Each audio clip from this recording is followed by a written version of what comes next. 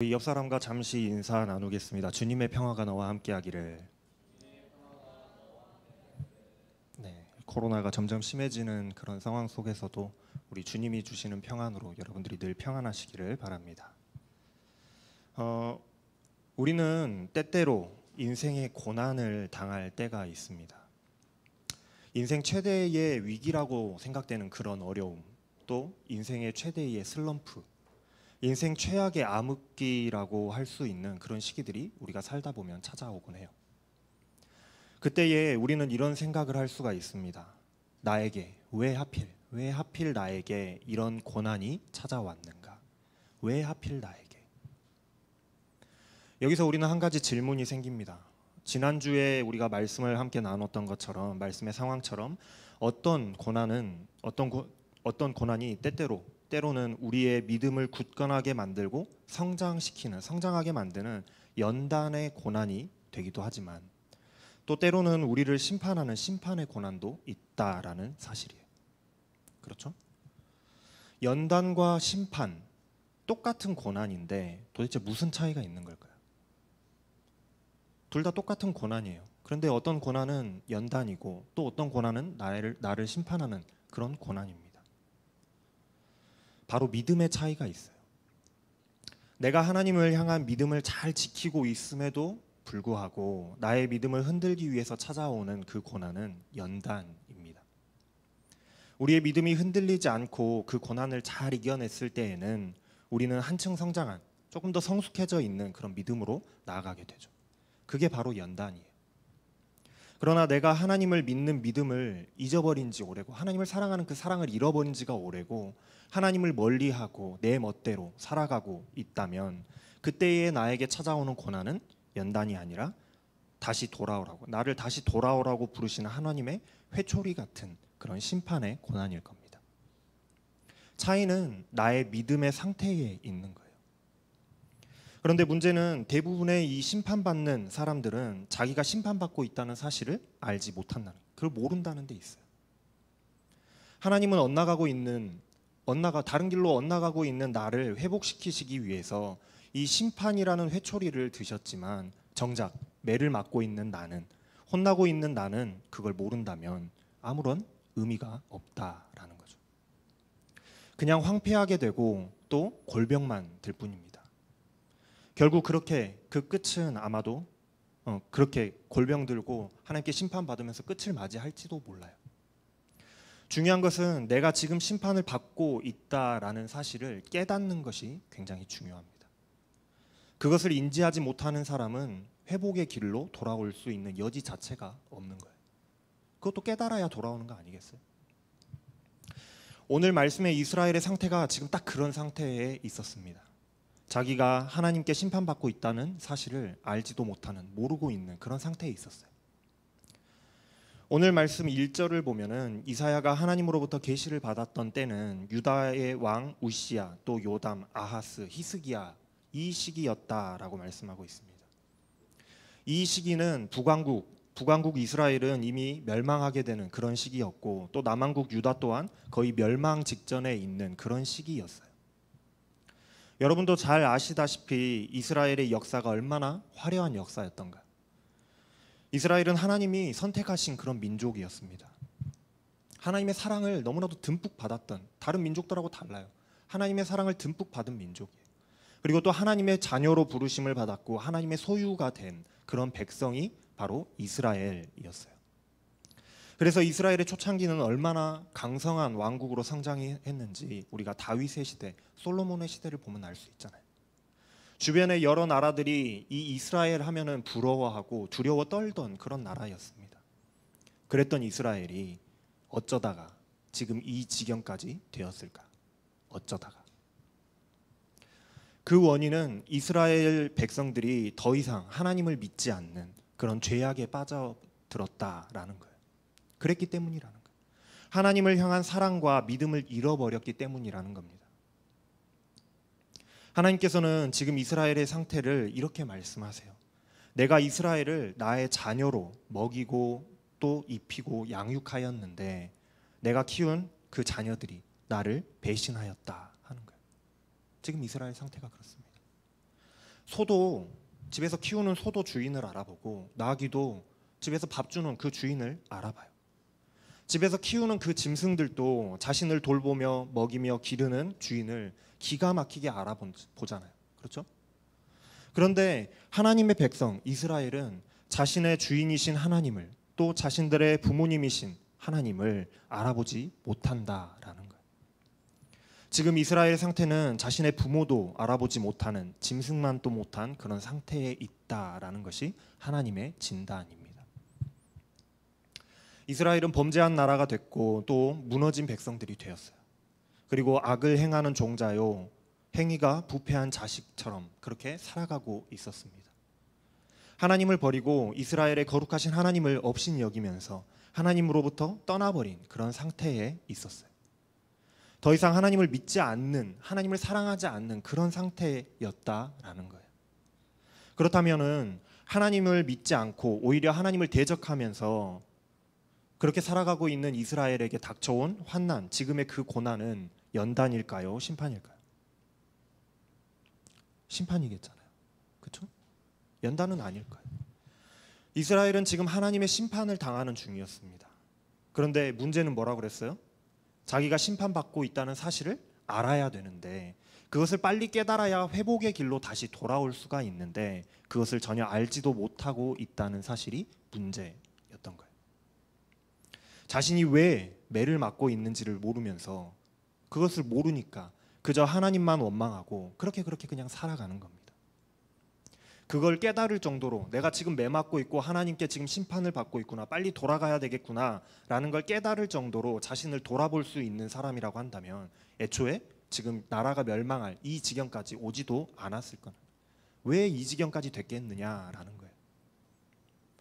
자신이 심판당하는 중이라는 사실을 모른다 하는 것이 문제예요.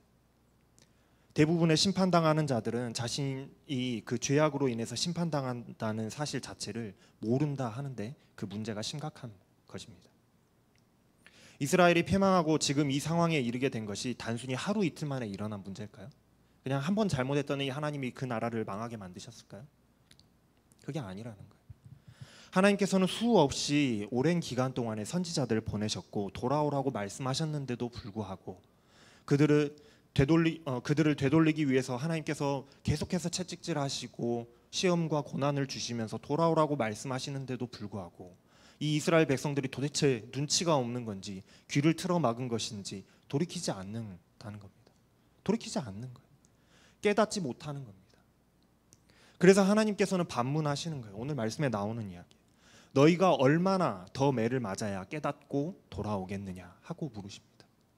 왜 아직도 깨닫지 못하고 배반을 일삼느냐 하고 하나님께서는 다시 한번 물어보시는 거예요. 좀 깨달아라. 이스라엘이 지금 이미 매를 너무나도 많이 맞아서 하도 맞아가지고 머리끝부터 발끝까지 성한 곳이 없어요. 여기는 맞은 상처로 인해서 터져가지고 짓물러 있고 다른 쪽 반대편은 또 더 맞아서 부어오른, 최근에 맞아서 부어오른 상처들이, 흔적들이 있는데도 어디 하나 아직 치유받은 데도 없이 치료해줄 사람도 없이 계속해서 맞고만 있는 그런 상태인데도 이제는 좀 깨닫고 잘못했다고 돌이켜야 그만 때리고 약도 발라주고 할 텐데 알아듣지를 못하니 계속해서 매를 맞고 있는 겁니다. 계속해서 매를 맞으니 지금 몰골이 정상이겠어요? 더 이상 어디를 때려야 될지 모를 정도로 온몸이 다 맞아서 상처투성이인데도 정신을 못 차리고 있는 상태가 지금 이스라엘의 상태였다라는 거예요. 그래서 이스라엘의 땅에는 그 수년간 외적의 침략으로 인해서 이미 이스라엘 땅은 황폐해져 있는 상태였습니다. 도시들은요 다 불타버렸고 어렵사리 농사를 짓고 추수할 때가 되면은 외적들이 쳐들어와서 추수한 것들을 다 약탈해 갑니다. 이스라엘은 이방인들에게 짓밟혔고 땅을 빼앗겼고 황폐해진 그런 상태였어요. 북왕국 이스라엘은 그래서 이 시기에 멸망해 버리고 말죠. 결국에는 멸망해 버렸어요. 그나마 남왕국 유다가 남아 있는데 유다도 마찬가지입니다. 추수가 끝난 포도원에 덩그러니 남겨져 있는 그 망대처럼 또 참외밭에 남겨진 그 원두막처럼 그리고 적들에게 둘러싸여 있는 그 요새처럼 겨우겨우 명맥만 유지하고 있는 그런 상태로 남겨져 있는 숨만 붙어 있는 그런 아슬아슬한 상태였다라는 거예요. 하나님께서 그나마 이렇게 생존자를 남겨두시지 않았다면 유다마저도, 남왕국 유다마저도 소돔과 고모라 성처럼 멸망했을 것인데, 완전히 멸망을 당해도 이상하지 않은 상태인데 지금 그 상태가 바로 이스라엘의 상태라는 거예요. 하나님께서 그래도 사랑하는 자녀들이기 때문에 여지를 남겨두신 거예요. 그래도 사랑하니까 때리고 또 그렇지만 멸망시키지 않고 남겨두시는 여지가 있는 거예요.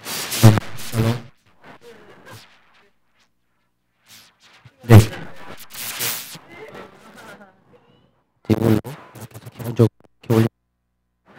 그래서 그래. 이 정도 소리면.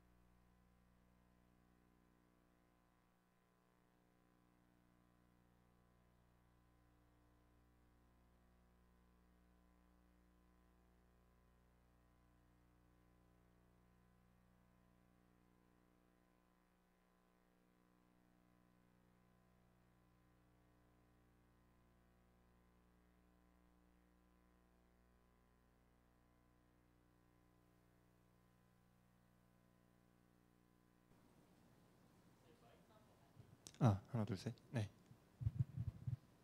잠깐 방송 사고가 있었는데 심각한 이야기 하고 있는데 이거 말이야.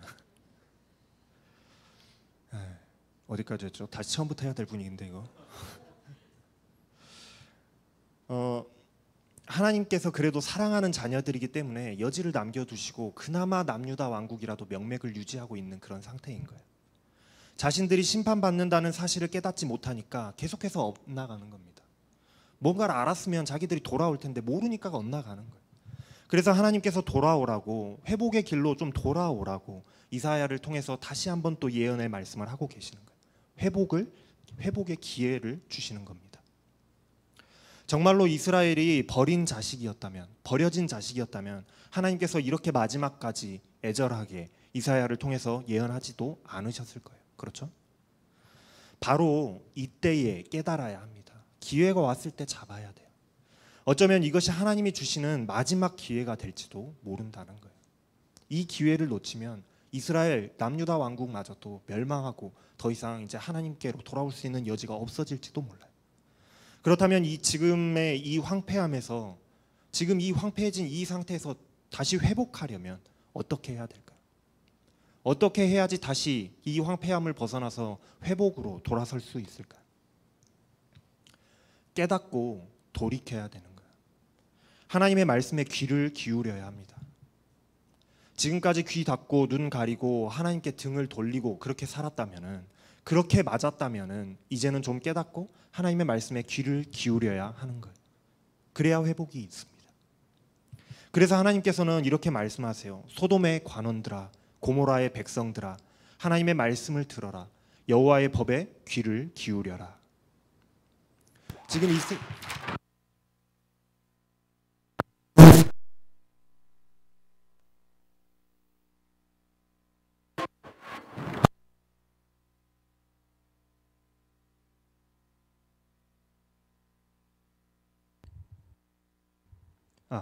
네. 지금 이스라엘의 상태가 멸망당한 소돔과 고모라와 같은 그런 상태에 있었어요. 소돔과 고모라가 죄악 때문에 멸망당했잖아요. 지금 이스라엘의 상태가 그렇다는 거예요. 그런 이스라엘에게 하나님이 하나님의 말씀을 들어야 된다. 너희들이 하나님의 말씀에 다시 한번 귀를 기울여야 된다라고 하나님께서는 말씀하십니다. 여전히 이스라엘 백성들은 여전히 하나님께 드리겠다고 수많은 제물들을 가지고 왔어요. 순양의 번제도 드리고 살찐 짐승의 기름으로 하나님께 드리고 송아지와 양과 염소의 피로 하나님께 제사를 여전히 수없이 많이 드리고 있었습니다.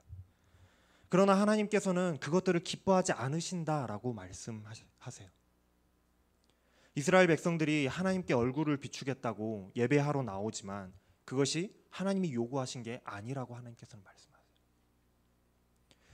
왜 그렇게 말씀하시느냐? 왜냐하면 지금 이스라엘이 드리고 있는 예배는, 이 제사는 그냥 형식적인 제사, 전통적으로 지켜오는 이스라엘의 그냥 루틴으로서 그냥 하는 것에 불과했던 거기 때문에 그래요. 그냥 하나님의 집에 마당만 밟고 가는 그런 형식적인 절차처럼 하고 행해지고 있기 때문이었습니다. 하나님은 그렇게 예배하라고 요구하신 적이 없다라는 거예요. 신령과 진정으로 마음을 다해서 드리는 예배, 그런 제사를 원하셨던 거지, 하나님께서 맛있는 재물이 먹고 싶어서, 좋은 재물이 먹고 싶어서 그것들을 드리라고 했던 것이 아니라는 겁니다. 이스라엘이 하나님께 예배는 하고는 있지만, 너무나도 많은 재물을 드리고는 있지만, 하나님을 사랑하는 그 마음과 하나님을 믿는 신앙은 이미 찾아볼 수가 없는 상태였기 때문에 하나님께서 그렇게 말씀하신다는 거예요. 그래서 하나님은 헛된 재물을 좀 그만 좀 가지고 와라. 너희들의 그 헛된 재물 그만 좀 가져와라. 마음에도 없으면서 제사하겠다고 분향하지 말아라. 월삭이라고 안식일이라고 성회라고 정해진 날이기 때문에 그냥 모이려면 뭐하게 모이냐. 모이지 말라 하십니다. 도저히 못 참아주겠다 하고 말씀하시는 거예요. 열왕기하 16장에 보면은 유다 왕 아하스의 이야기가 나옵니다. 지금 이사야가 예언하고 있는 그 말씀의 시대도 이 아하스 왕의 시대잖아요. 똑같은 시기의 말씀이에요. 아하스도 이스라엘의 역대 왕들이 하나님을 섬기지 않고 죄악된 모습으로 행했던 것처럼 그렇게 죄악된 모습으로 행했던 최악의 그 유다의 왕들 중에 한 명으로 꼽히는 사람입니다. 아하스의 행적을 보면은 이방의 우상들을 섬기는 일을 참 열심히도 했던 사람이에요. 나라의 곳곳마다 산당, 이방 신들을 섬기는 산당을 만들었어요. 산 위에 높은 곳이나 또 푸른 나무가 있는 곳. 이스라엘에서 산, 좀 옛날 사람들은 그렇잖아요. 산 높은 데는 신과 가깝다고 생각해서 신이 있다고 생각했어요. 또 이스라엘은 푸른 나무가 별로 없기 때문에 그런 푸른 나무가 있는 곳에는 신이 있다고 생각했던 것 같아요. 그래서 그런 곳마다 여지없이 우상의 제단을 만들고 그곳에서 우상을 숭배했던 왕이 바로 이 아하스라는 왕이에요. 심지어 자신의 자녀를 우상에게 드리기 위해서 불 가운데로 지나가게 만드는 그런 왕이었습니다. 그렇다고 이 왕이 하나님을 예배하지 않았을까요? 아니에요. 늘상 해오던 대로 국가의 전통에 따라서 당연히 예배를 많이 드렸어요. 하나님께도 예배를 드렸습니다. 한 번은 아하스가 다메섹에 갔다가 그곳에서 이방 우상들의 멋들어진 그런 제단을 봤던 것 같아요. 그게 좋아 보였나 봐요. 멋있어 보였는 것 같아요. 그래서 그 제단을 본 그대로 그림을 그려가지고 본을 떠서 그것을 가지고 나라에 돌아와서 하나님의 제단을 개조했습니다. 모양을 바꿨어요. 제단의 위치도 바꾸고 기구들의 모양도 제멋대로 바꿨습니다. 심지어 하나님께서 정해주신 제사의 방법도 바꿨어요. 그리고 그렇게 하나님께 제사한다고 제사를 하는 거예요.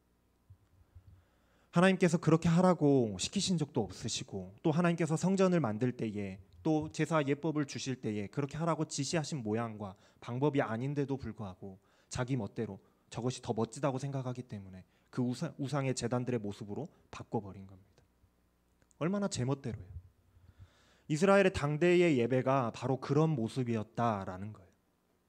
하나님을 향한 사랑과 믿음은 이미 없어진 지 오래고 그저 형식적으로 드리는 예배였던 겁니다. 또 너희가 멋들어지게 하나님 앞에서 기도하고 너희가 아무리 많은 시간을 기도한다고 할지라도 하나님은 아는 척도 듣는 척도 하지 않으시겠다고 하나님께서 또 말씀하세요. 왜냐하면 너희들의 손에 피가 가득하기 때문이라는 거예요. 너희가 그렇게 형제를 죽이는 일을 하면서 하나님 앞에서 거룩한 척 기도하고 있는 꼴을 내가 못 봐주겠다라고 말씀하십니다. 그렇게 하지 말라는 거예요. 너희들이 정말로 황폐함에서 회복하고자 한다면 하나님이 진정으로 원하시는 것이 무엇인지 하나님의 말씀을 듣고 하나님의 말씀에 귀를 기울이고 하나님의 법에 귀를 기울이라고 하나님께서는 말씀하시는 거예요. 요구하시는 거예요. 너희 스스로 정결하게 깨끗하게 하여서 너희들이 행하고 있는 악한 일들을 버리고 그 행동들을 고치라고 하나님께서는 말씀하십니다. 정말로 선을 베풀며 정의를 위해 살아가고 학대받는 자들을 좀 도와주고 고아와 과부들을 위하여 나서라는 거예요. 당시에 이스라엘이 얼마나 악했던지 동족들에게까지 그 악행을 행했다라는 거예요. 자기들끼리 서로 속이고 빼앗고 착취하는 일들이 있었고 형제들을 학대하는 일들이 있었으며 또 고아와 과부같이 돈 없는 자들, 또 자기들을 지켜줄 부모가 아버지가 남편이 없는 그런 사람들의 호소는 들어주지도 않는 그런 시대였다. 그런 일들을 이스라엘 백성들이 하고 있었다라는 거예요. 그런 피 묻은 손으로 하나님 앞에 나와서 예배한다고 기도한다고 하니까 하나님이 기뻐하시겠어요? 하나님께서 듣기 싫다고 하시는 거예요. 정말로 너희들이 회복하기를 원한다면 하나님이 하시는 말씀과 하나님의 법에 귀를 기울여야 한다라는 거예요. 돌이키라는 겁니다. 지금의 습관을 버리고 너희들의 지금의 행실을 버리고 하나님이 주셨던 그 말씀으로 다시 돌아오라는 거예요. 그것이 바로 황폐함을 회복하는 길입니다. 그래서 하나님께서는 이스라엘에게 이렇게 말씀하시는 거예요. 오라, 우리가 서로 변론하자. 많이 들었던 말씀이죠. 너희들은 지금 나와오라. 나와서 너희들이 잘했는지 못했는지 우리 한번 잘잘못을 따져보자. 너희들이 할 말 있으면 한번 해봐라 하고 하나님께서는 말씀하십니다. 하나님께서는 이스라엘의 지금까지의 죄악된 모습들을 말씀하셨어요. 그리고 이제는 말씀하십니다. 너희들의 잘못을 한번 따져보자는 거예요. 너희들이 변호할 말, 너희들이 지금 잘못한 게 없다고 변호할 말 있으면 한번 해봐라. 그러나 아무도 하나님 앞에서 자신이 죄 없다고 말할 정도로 지금 이스라엘의 죄는 확실한 것이었습니다. 변명거리가 없다라는 거예요. 변명할 거리가 없을 것이다라는 거예요. 유죄 확정입니다. 하나님을 믿지 않는 것, 하나님을 사랑하지 않는 데에서도 유죄고 이웃을 사랑하라고 하신 그 말씀을 지키지 못한 것에서 또한 유죄입니다. 그럼에도 불구하고 이스라엘이 지은 죄가 아무리 진홍같이 진하다고 할지라도 눈과 같이 하얗게 깨끗하게 하실 것이고 제 아무리 선홍색같이 붉은 그런 죄악이라고 할지라도 양털같이 희게 용서하시겠다고 하나님께서는 약속하시는 거예요. 하나님께서는 지금 이스라엘의 황폐함을 다시 한번 내가 회복시켜 주겠다라고 하나님께서는 약속하십니다. 그런데 한 가지 주의할 것이 있어요. 조건이 있습니다. 하나님의 말씀에 순종하면 그렇게 하시겠다는 거예요. 하나님의 말씀에 순종할 때에 이스라엘 백성들이 다시 한번 돌이켜서 하나님께 순종한다면은 하나님께서는 그 주홍 같은 죄를 용서하시겠다고 황폐하게 변해버린 이스라엘을 다시 한번 회복시켜서 아름다운 열매를 맺는 땅으로 회복시키시겠다고 하나님께서는 약속하십니다. 그러나 하나님이 주시는 이 마지막과 같은 기회를 거절하면 하나님을 믿기를 배반하면 결국은 칼로 이스라엘은 멸망당할 것이다 라고 하나님께서는 말씀하시는 계시의 말씀이 오늘의 말씀인 거예요. 오늘의 말씀에서 중요한 포인트는 바로 여기에 있습니다. 하나님의 자녀들이 하나님을 믿지 않을 때에는 하나님을 배반할 때에는 심판의 고난을 당하게 된다는 사실이에요. 그때에 우리가 심판의 고난을 당할 그때에 그때 이 고난은 우리가 당하는 그 고난은 하나님의 심판이면서 다시 나를 돌아오라고 부르시는 하나님께서 주시는 기회라는 사실을 깨달아야 된다라는 겁니다. 그것을 깨닫고 하나님을 다시 믿는 믿음으로 돌아온다면 아무리 중한 죄를 지은 죄인이라고 할지라도 하나님께서는 그 죄를 용서하시고 황폐해진 것들을 회복시키시겠다고 약속하시는 겁니다. 그러나 깨닫지 못하고 끝까지 하나님을 대적한다면 멸망의 길을 가게 될 것이다 라는 거예요. 이것이 바로 성경에서 말하고 있는 진리입니다. 하나님을 믿으라 하는 그 말씀의 본질이에요. 그리고 성경에서 수없이 반복해서 나오는 믿는 자는 복을 받지만 믿지 않는 자는 저주를 받는다는 성경 이야기에 불변하는 공식입니다. 황폐함에서 다시 회복하는 길, 회복되는 방법은 하나님께로 돌이키는 거예요. 여러분, 우리는 오늘 이스라엘의 이 모습을 통해서 우리의 삶을 되돌아봐야 됩니다. 때로 내가 환난 당한다고 내가 어려움을 당할 때에 내가 왜 이런 어려움을 당해야 되는지 이유를 모르겠을 그때에 나 자신을 돌아보면서 하나님의 말씀에 비추어 봐서 나를 점검해 봐야 되는 거예요. 내가 지금 하나님을 향한 그 사랑과 믿음을 잃어버리지는 않았는지 다시 한번 돌아봐야 되는 겁니다. 그러면 우리는 거기에서 답을 구할 수가 있어요. 이 시험이 과연 연단의 시험인지 심판의 시험인지 우리는 거기서 답을 구할 수가 있습니다. 많은 사람들이 질문을 합니다. 지금 나의 믿음과 신앙이, 나의 삶이 참 어려운데, 슬럼프인데 내가 지금 하나님을 잘 믿고 있는 걸까요? 하나님께 심판받고 있는 것은 아닌지 너무나도 두렵다라고 고민을 이야기합니다. 그런데 그렇게 질문하는 사람들에게 저는 항상 그렇게 이야기해요. 두려워하지 말라고.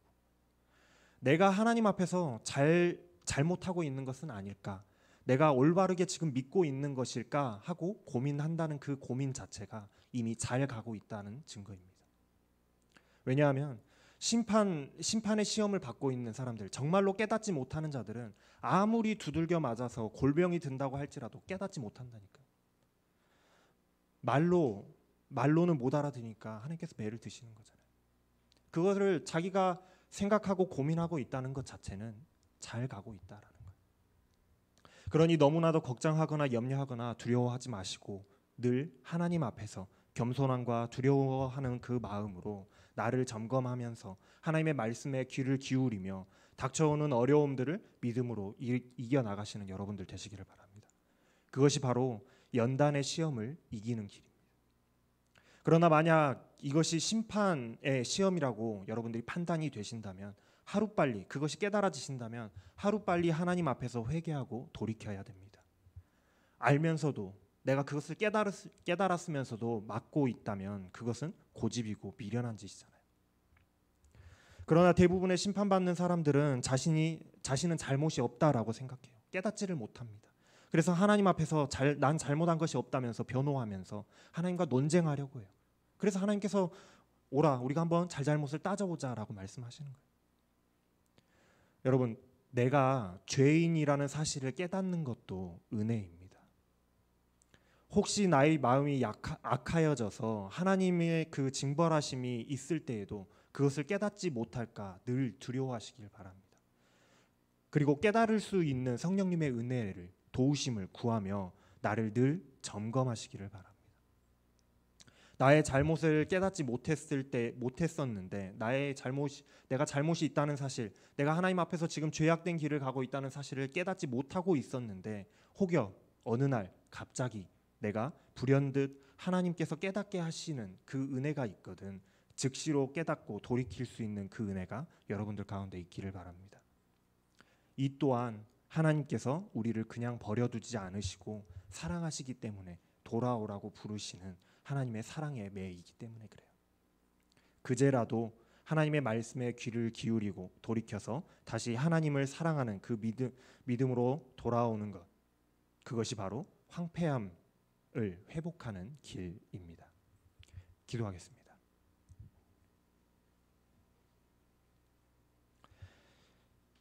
사랑의 하나님, 지금 나의 믿음과 신앙은 어떤 상태에 있을까요?